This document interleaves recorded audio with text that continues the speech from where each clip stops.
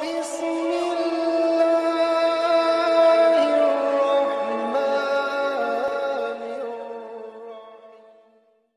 اللہ الرحمن الرحیم الصلاۃ والسلام علیک یا رسول اللہ الصلاۃ والسلام علیک یا نبی اللہ وعلی آلک و اصحابک سیدی یا رسول اللہ صلی اللہ تعالی علیہ وسلم۔ ناظرین کرام، آج ہم بات کرنے والے ہیں بہت ہی اہم مسئلے پر۔ عورتوں کے مسائل میں یہ مسائل بہت ہی اہم مانے جاتے ہیں۔ آج ہم بات کریں گے حیض اور نفاس کے تعلق سے کہ حیض اور نفاس کسے کہتے ہیں اور ان کی مدت کیا ہوتی ہے، اور حیض اور نفاس والی عورتیں کون سا کام کر سکتی ہیں، کون سا نہیں کر سکتی ہیں۔ تو سب سے پہلے ہم بات کریں گے حیض کے تعلق سے۔ حیض کسے کہتے ہیں، حیض کی تعریف کیا ہے؟ تو بالغہ عورت کے آگے کے مقام سے جو خون عادی طور پر نکلتا ہے، بیماری یا بچہ پیدا ہونے کے سبب سے نہ ہو تو اسے حیض کہتے ہیں۔ اس کی مدت کم سے کم 3 دن اور زیادہ سے زیادہ 10 دن ہے۔ اس سے کم یا زیادہ ہو تو بیماری ہے۔ ناظرین کرام، معلوم ہو گیا کہ حیض کسے کہتے ہیں کہ جو بالغہ عورتیں ہیں ان کو عادی طور پر جو ہر مہینے جو خون آتا ہے اس کو حیض کہا جاتا ہے۔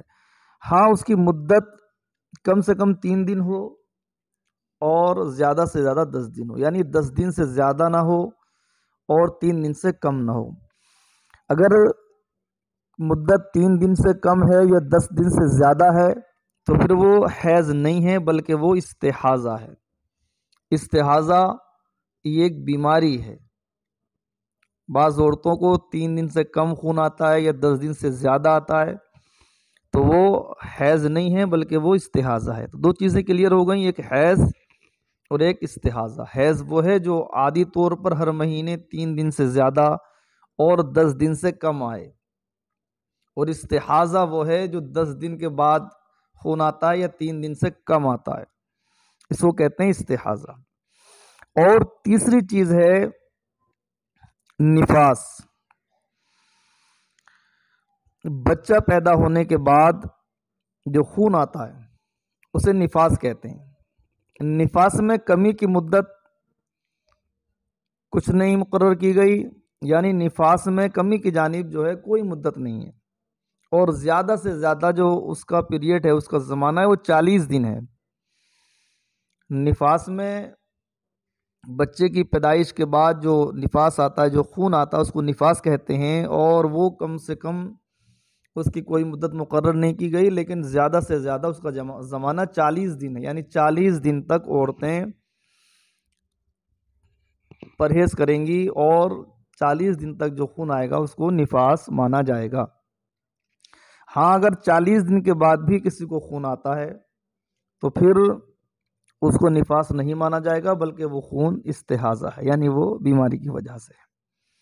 تو تینوں چیزیں آپ نے سن لی، تینوں چیزوں کی تعریف آپ کے سامنے کر دی گئی۔ حیض کسے کہتے ہیں، نفاس کسے کہتے ہیں اور استحاضہ کسے کہتے ہیں۔ اب ان کا حکم سن لیں کہ ان کا حکم کیا ہے، یعنی حیض و نفاس کی حالت میں عورتیں کیا کیا کر سکتی ہیں، کیا نہیں کر سکتی۔ تو حیض و نفاس کی حالت میں روزہ رکھنا اور نماز پڑھنا یہ حرام ہے۔ ان دنوں میں نمازیں معاف ہیں، ان کی قضا بھی نہیں، مگر روزوں کی قضا اور دنوں میں رکھنا یہ فرض ہے۔ اور حیض و نفاس والی عورت کو قرآن مجید پڑھنا حرام ہے، چاہے دیکھ کر پڑھے یا زبانی، اور اس کو چھونا اگرچہ اس کی جلد یا حاشیے کو ہاتھ یا انگلی کی نوک یا بدن کا کوئی حصہ لگے، یہ سب حرام ہے۔ یعنی حیض و نفاس والی عورت نہ ہی نماز پڑھ سکتی ہے، نہ ہی روزہ رکھ سکتی ہے، نہ ہی قرآن کریم کی تلاوت کر سکتی ہے، نہ ہی قرآن کریم کو چھو سکتی ہے، نہ ہی اس کو ہاتھ لگا سکتی ہے۔